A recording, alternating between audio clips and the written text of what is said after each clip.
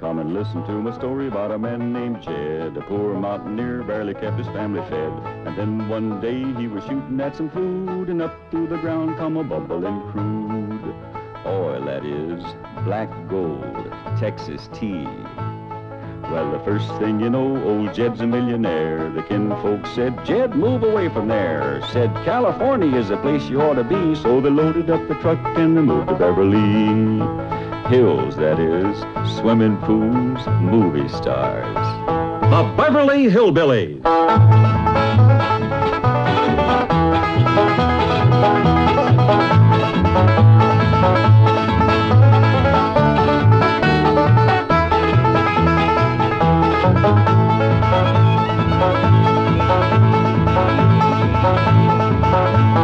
Now come along and visit with the Clampett family as they learn the simple pleasures of the hills of Beverly.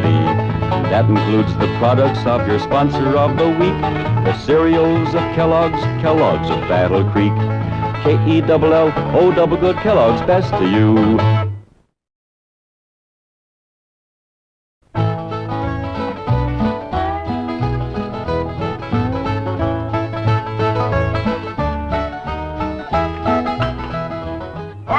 Jethro, tell us exactly what happened with Miss Drysdale.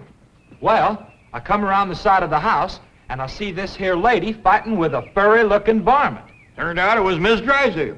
No, Uncle Jed, it was a fox. Lady was Miss Drysdale. Oh, yeah. So I grabs up the shotgun, and I says, step aside, lady, and I'll shoot it. Well, instead of that, she whipped around and throwed that thing in the air. Well, I shot it on the fly. With both barrels. Blew my wife's fox fur to shreds. I wonder if she fainted dead away. I caught her just in time. The chauffeur had to help me get her into the car. She was out like a light. She was stewed to the gills. You said it took 2 men to get her back in the car.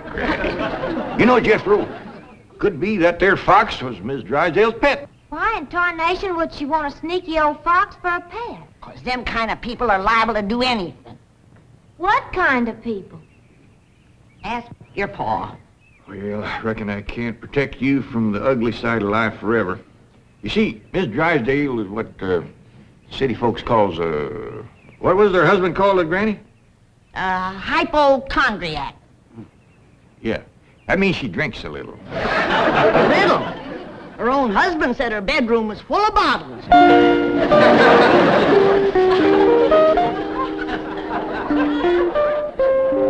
The doctor says she'll sleep for several hours. He gave her a sedative.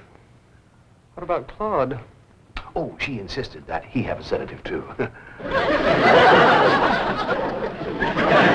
dog, he's probably the first canine hypochondriac. Well, let's be thankful for one thing, Mr. Drysdale. What's that?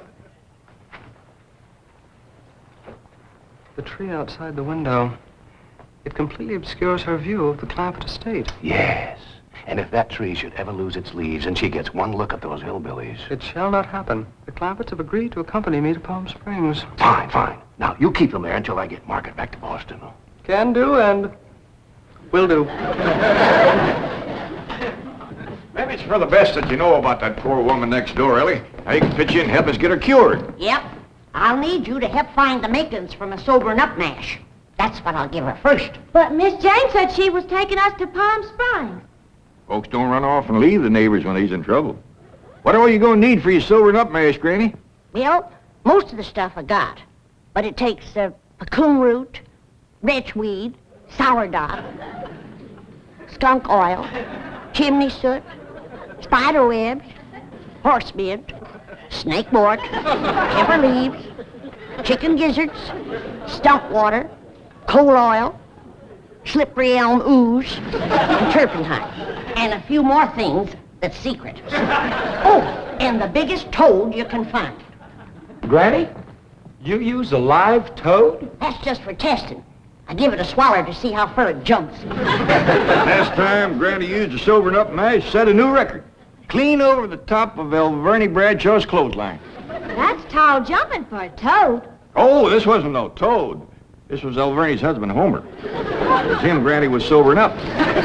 Wellie, if you're going out in the brush hunting stuff for Granny, you'd best put on some old clothes. Okay, Pop. Well, let's get a go. going.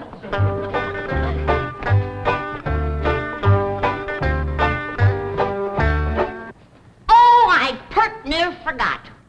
I have to have some goat's milk. After Mrs. Drysdale takes my sober enough mash, she has to have fresh goat's milk every half hour to stop the burning. Well, I reckon Jethro can borrow some. Well-to-do neighborhood like this, folks is bound to keep goats. Everybody except us. We ain't even got a cow. Nor pigs neither. Nor chickens.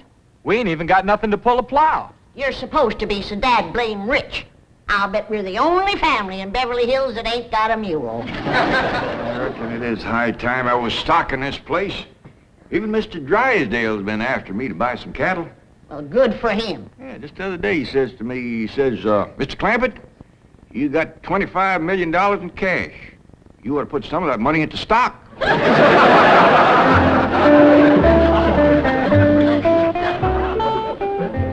Well, we better get busy now if we're gonna find... There goes that music again. Jethro, did you ever find out where that's coming from? No, sir, I didn't. Every time I went to looking for it, somebody always come to the door. This time I'm gonna find it for sure. Yeah, good hunting. Me and Granny will be figuring out what stock to buy.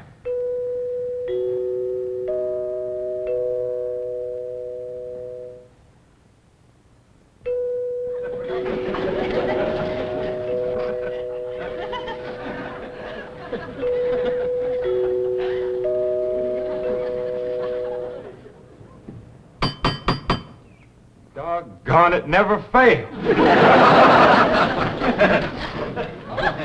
Howdy, Miss Hathaway. Oh, please stop calling me Miss Hathaway. Now, if I can call you by your first name, Jethro, surely you can do the same for me. But, Please? well, howdy, Miss Jethro. How about calling me Jane? I like that better. Well, are we all set to leave for Palm Springs? No, ma'am. Uncle Jed and me's going to town and buy some stock. Stock? Yes, ma'am. Mr. Drysdale, he told Uncle Jed he had ought to put some of his money into stock. He dictated a memo on that. But you needn't waste time driving into town. You can order your stock by telephone. Now, here are Mr. Drysdale's recommendations. He doesn't want your Uncle Jed to get a bum steer. Oh, Uncle Jed, he wouldn't buy no bum steer. They should be cautious in a bull market. You gotta be careful with cows, too.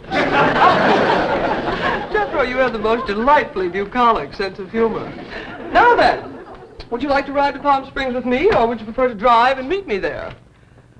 Jethro, Oh, yes, ma'am. would you like to drive your own car? Oh, yes, ma'am, I like to drive. Very well. I have typed out explicit directions. I've even drawn a map showing the exact location of the hotel. They have a lovely pool, and... Jethro, Oh, yes, ma'am? I'm taking a bikini to Palm Springs. Is that faster than a train? Jethro, you dear naive boy. You shall see when we go swimming. You Tarzan. Me Jane. No, ma'am. I'm Jethro Bodine. I almost hate to see you change. I ain't gonna change. Oh, yes, you will. Under my tutelage, you will become an educated man of letters. Someday I shall introduce you as Jethro Bodine. B.A., M.A., Ph.D.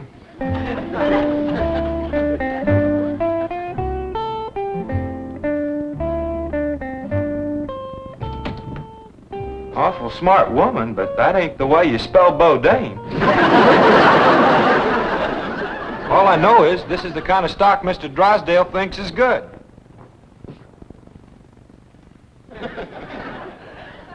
What does that say? IBM. What's that spell? IBM. What's an IBM? I don't know. Next it's got, Us's. Us's? Well, that's what's wrote there. U.S.S. That makes sense. Maybe it ain't Mr. Drysdale's fault. Just between you and me, that Miss Hathaway can't spell for sour grape. I don't need this list nohow. Me and Granny's already figured out what we want. That's right. A pair of goats, 3 pigs, 4 cows, a bull, a mule, and a dozen chickens. Reckon we can get all that on the truck? Don't have to. Miss Hathaway says just call on the telephone and they bring 'em out. Oh, now, ain't that nice? Hello? Jed, I watched that banker feller. You have to stick your finger in them holes and spin her a while. All right.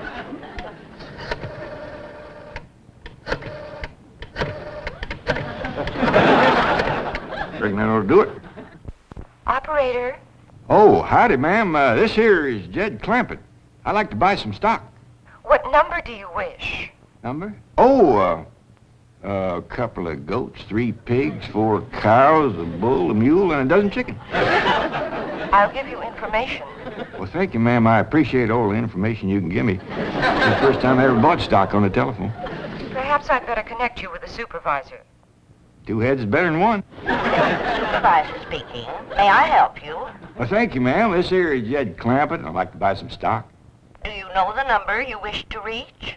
Well, that's more or less up to the animals. But the number I want to start with is a couple of goats, 3 pigs, 4 cows, a bull, a mule, and a dozen chickens.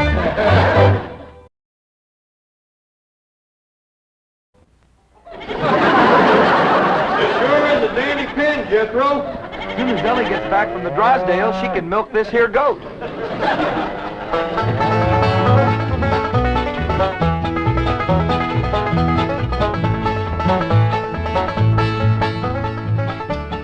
Mr. Drysdale sure has got a nice house, ain't he, Granny? Yep. Nice house, nice car, nice job.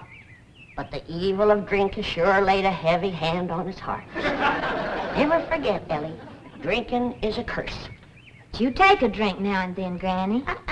Never more than a thimbleful.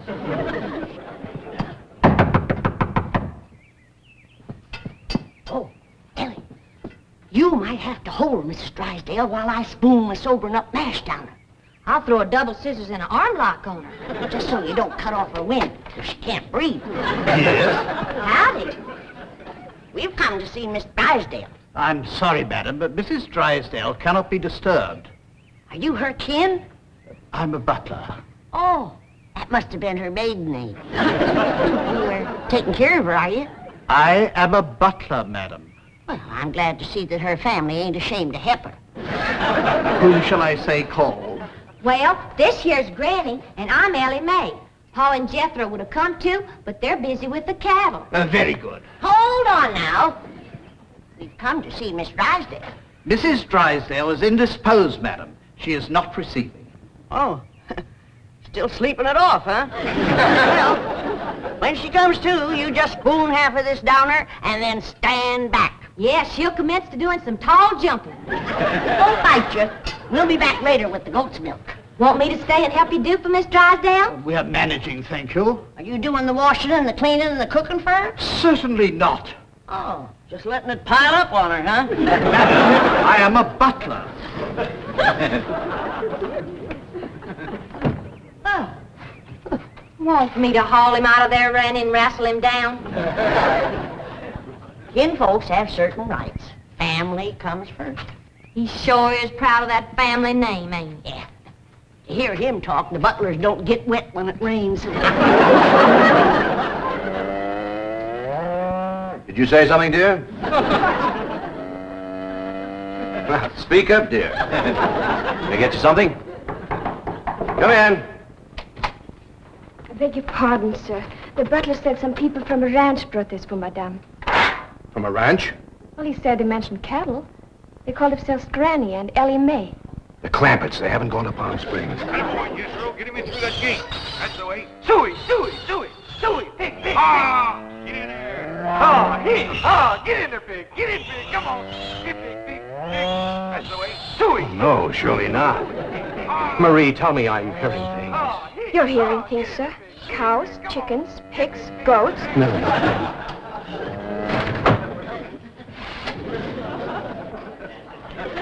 Anything I can do, sir? Pray, Marie. Pray.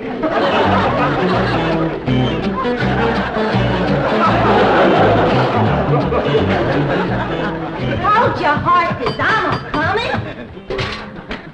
Oh, howdy, Mr. Drysdale. Did your wife take Ellie Mae? Where's your father? He's tending the cattle. He brought cattle into this beautiful estate?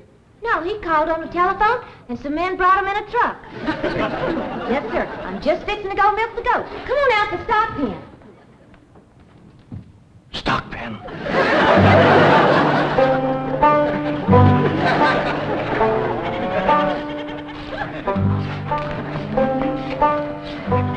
Yes, sir, Mr. Drysdale. I finally took your advice and put some of my money into stock. How's that goat milk, Ellie? Just fine, Pa. It sure is a dandy pen, Mr. Drysdale. Yeah, good stout fence around outside. Of course, that one across the middle ain't so much. Bulls already jumped it twice, and it ain't even mating season.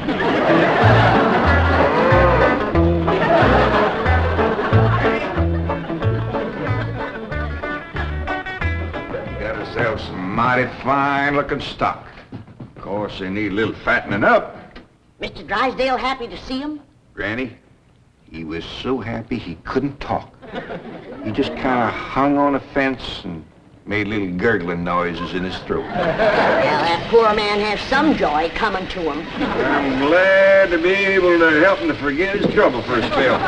Here's the goat's milk, Granny. Oh, good, Ellie. Now, you run that right over to Mrs. Drysdale. That sobering up mare smarts considerable unless you follow it up with fresh goat's milk. Ellie, Mr. Drysdale ever find his tongue? Yeah, Pa. Whilst I was milking the goat, I heard him kind of mumbling like he was giving thanks. He says, "Oh, what have I done to deserve this?" Lord love him. Ain't that pitiful? Oh, hurry, child, now hurry. You know, Granny, it gives a person a mighty good feeling to help a neighbor. You betcha. And he needs us, because his wife's kin ain't no help. Who's that? That high and mighty Mr. Butler, that's who came to the door when Ellie and me took the mash over. Wouldn't let us see Miss Drysdale. Now, you can't hardly blame him for not wanting folks to see it. Uncle Jed, the bull jumped that little fence again, so I tied him back over on his side. Where's Mr. Drysdale? I asked him to come in for some coffee. It was the funniest thing what happened to him. You know how he was hanging on the fence of the stock pen? Kind of gurgling and mumbling, happy-like? Yeah. Well, all of a sudden, he points up towards his house and says, "My wife. That's her window." Then he goes tearing off into the bushes like a bear was after him. She took some mash and he seen her jumping. Like Ellie's gonna get there with the goat's milk just in time. Oh, Sonny, Sonny, your mumsy just had the most ghastly dream. I was going to see our new neighbors, the Clampetts, and suddenly this dreadful giant appeared with a huge gun and shot my beautiful fox fur. Isn't that the most dreadful... Claude, what are you eating? Oh, did Ravenswood bring my darling boy some nice fishy scraps? Claude. Claude! Marie, come and get Claude. What's the matter, dear? Claude, he's having a seizure or something. Is something wrong? Yes, Marie. Open the window. Yes, let's have some fresh air. No. You take Claude to the doctor. I'll get the window.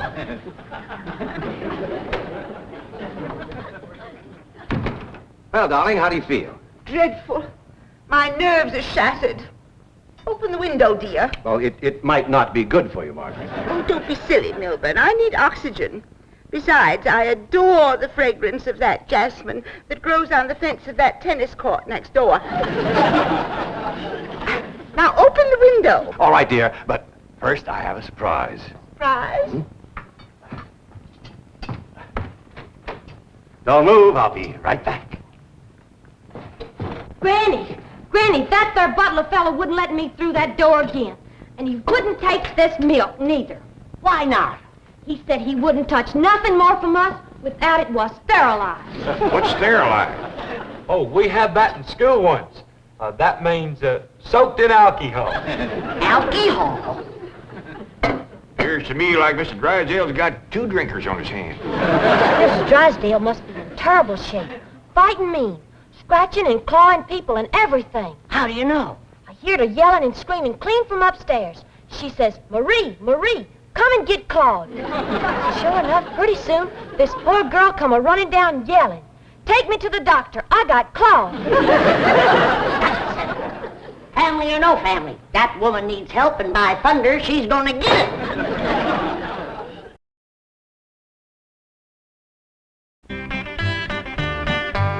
Surprise! Surprise! Milburn, have you taken leave of your senses? You know I'm much too nervous to watch television. But, darling, the doctors in Boston said your nerves were just fine. Those Boston doctors. They had the audacity to tell me that I was perfectly healthy. I said, I'm not paying you all that money to tell me I'm healthy. Milburn, I do not want to watch television. Well, you don't have to watch it, dear. Just listen. There's an exciting Western on. Weston, Milburn, shut that off and open the window. I will. Oh, there we are. Milburn, are you going to open the window or am I? I am, dear.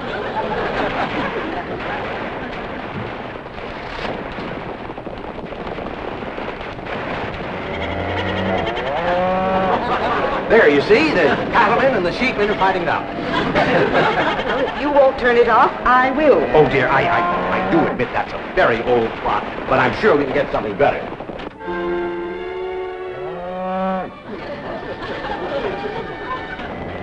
That medical program, go back to that. Well, don't you think that's a bit depressing? I want the medical program. All right.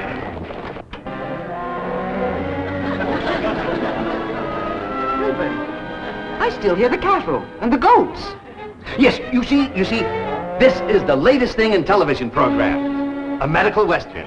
Medical Western? Yes, I think it's called Sagebrush Surgeon. That's the window he pointed to right there. I've got to get some fresh goat's milk up to that woman some way. I could shinny up the tree and climb right in that window. Oh, Jethro, it ain't fitting for a man to be in a woman's bedroom. How about me? No, Ellie. You're too young to handle somebody wrestling in the grip of old John Barleycorn. I gotta get up there and have a goat handy to milk ever so often.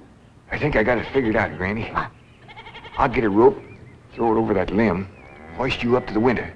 Jethro, you get that Mr. Butler away from the front door. And then, Ellie, you take a nanny goat, lead it upstairs to her room for Granny. All right, Paul. But that little goat ain't gonna do nothing unless he's got that little chicken sitting on his back. That's all right. Raw egg ain't gonna do Mrs. Drysdale a bit of harm.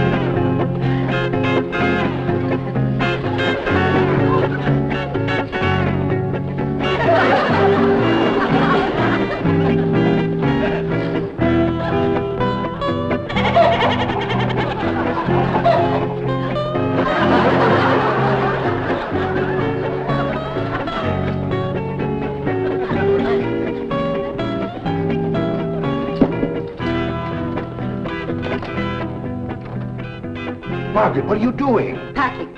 I'm leaving immediately. Oh, don't leave me. I love you. I love you too, Milburn. Why don't you come to Boston with me? You haven't seen Sonny for a long time. I don't understand. Why have you suddenly decided to go back to Boston? To see those doctors. Let them dare to tell me now I don't have a nervous condition. I'm even having hallucinations. It's wonderful. Hallucinations? I just saw a witch fly by that window, and there's a goat in the bathtub with a chicken riding on its back. Oh, you couldn't see them, dear. Only someone with my shattered nervous system. There goes the witch again. Oh, Milburn, I'm the happiest woman in the world. It's marvelous. Wait until those doctors hear this. Can't get in the attic and she won't open the window. Heist me up again. Here, Milburn. Let's have a vitamin toast to my coming triumph.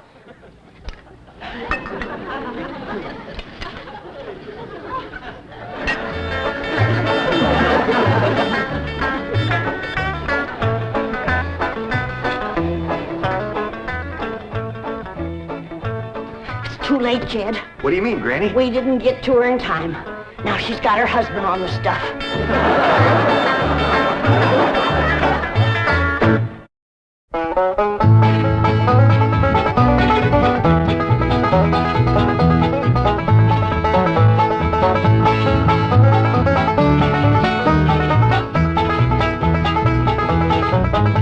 Well, now it's time to say goodbye to Jed and all his kin.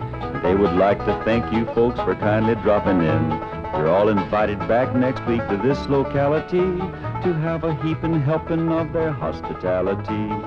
Hillbilly, that is. Set a spell. Take your shoes off. Y'all come back now. Here. This has been a Filmways presentation.